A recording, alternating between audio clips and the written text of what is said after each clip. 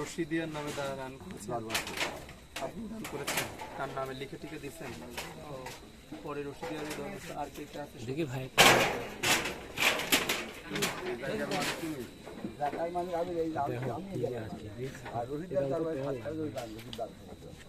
সাত কাঠা জমি দান করছেন কবে? 18 সাল। করার পরে এটা কি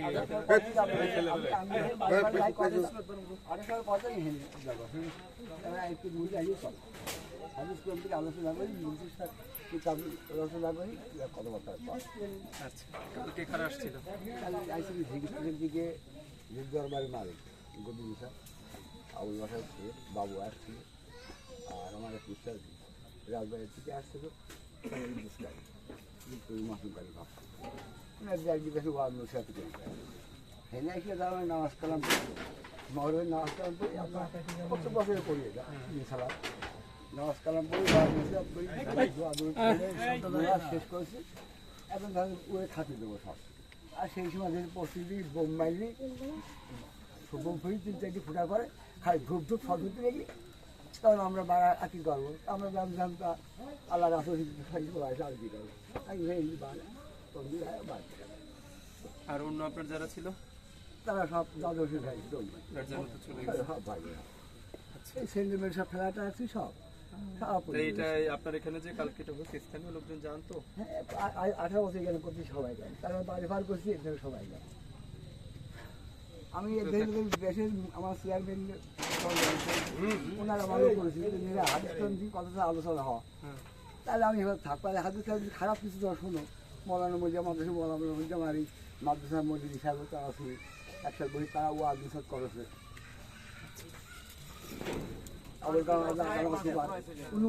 উনি কি পথ কবে ছিল? ওই আমার ওই বাড়ি বাড়ি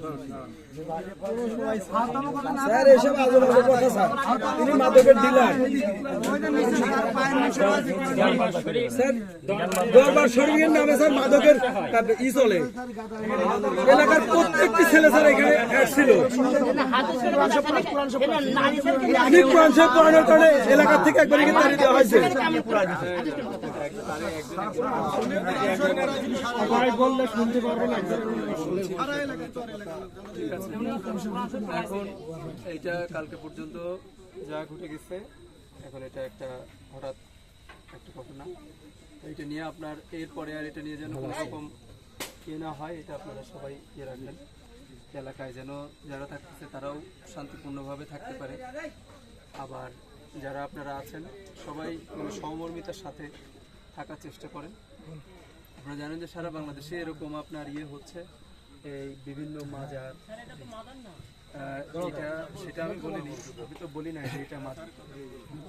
আমি বলেছি যে সারা বাংলাদেশেই কোনো কোনো জায়গায় এ ধরনের ঘটনা ঘটছে, সেটা সঠিক জায়গায়ও ঘটছে, বেঠিক জায়গায়ও ঘটছে। তো এরকম একটা সময়ে আমাদের কিছু সচেতন থাকতে হবে। আমাদের কোনো পদক্ষেপ নিতে গেলে সবাইকে সচেতন থাকতে হবে। এই জন্য সচেতন থাকতে হবে যেন আপনার একটা ভালো উদ্যোগকে কেউ খারাপ হাতে প্রভাবিত করতে না পারে। আবার এই দুইটা জিনিস কিন্তু আমাদের সবার মাথার মধ্যে রাখতে হবে। এটা হচ্ছে যে আপনার নিয়তটা ভালো, কিন্তু ওই কাজটাকে একজন নেগেটিভলি সব সারা জায়গায় প্রচার করে দেবে যে এই হচ্ছে, তখন যেমন আমাদের ব্যবস্থা নিতে হবে। আবার ধরেন যেমন আমরা এখানে কালকে রাত্রে অফিসে আসছিল 3টার পরে, ওনাকে আমি তখনই পাঠাইছি, কিন্তু পাবনা ঘুরে আসছি, আমি আবার এখন নৌকা করে আসলাম। তো আমি চাই যে ঠিক আছে কোনো রকম আমি বলছি তা ভাঙিয়ে গেছে, আল্লাহ একমত অনেক কিছু করতে পারে এটা নিয়ে আর কোনো রকম কোনো যেন আমরা আর দ্বিতীয় কোনো ইয়ে না শুনি, ঠিক আছে?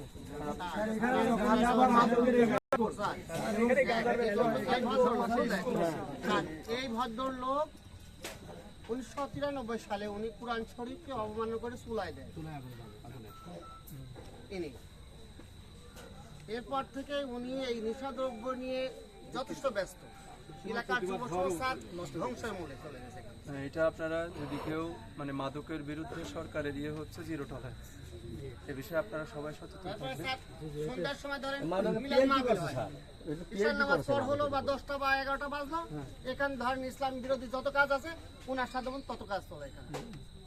যার জন্য যুবসংস্থা একবারে ধ্বংসের মহিলা আছে।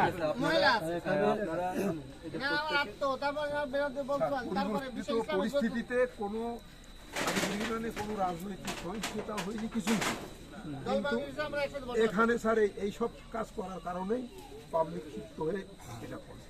আচ্ছা, আপনারা আর কোনো রকম কোনো মানে কি বলবো অস্থিরতা তৈরি করার আর প্রয়োজন নাই। এটির ব্যাপারে আপনারা সবাই সচেতন থাকবেন। আমার কাছে এটা হলো আর সরকার সবসময় মাদকের বিরুদ্ধে সবসময় জিরো টলারেন্স, এটা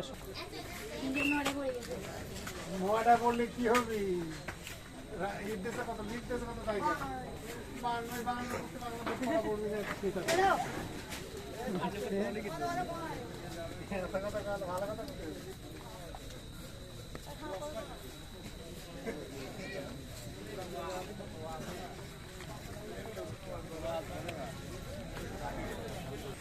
ভালো করে তিন ভালো বললে ঢক হয়েছে সেই ঢক তুই বাঁচলে জামা পাই করি তুই দিবনি যা দিলাম আপনার এসে আমাদের কিভাবে যায় এটা সিরিজ আছে আমি বডি ওয়াদি বিদ্যুৎ আর মাথায় গেল না কি হয়েছে বিদ্যুতের পড়েছিল আমি গিয়ে সেটা দিন লাইছে যে মাথাটা পাগল হয়ে গেছে এবং লোকেরা মানে দিন কোরআন পড়ে এই কথা হয় যে সাইন্টিফিক মিছিল নিয়ে জীবন আমার জন্য আসছে আমরা তো বাড়তি ছড়া দিছি গেলাম আসলে সাথে পেয়েছি দিলওয়ারের মাধ্যমে চাই দেখি লোক সাইটি ভরা আর 16 মানুষ দিউতি আসতেছে আমি আসলাম না করে সিদ্ধান্তকে সবাই স্বাগত জানিয়েছে।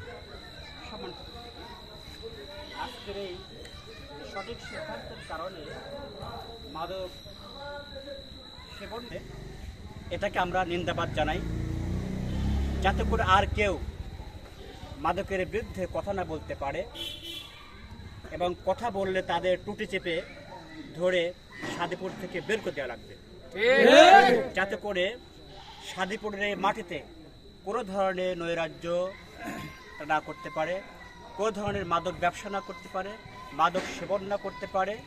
যদি একটি গোষ্ঠীকে জাগ্রত করতে হবে, যারা এর পেছনে শ্রম দিয়ে এই মাদক সেবনকারীদের বিরুদ্ধে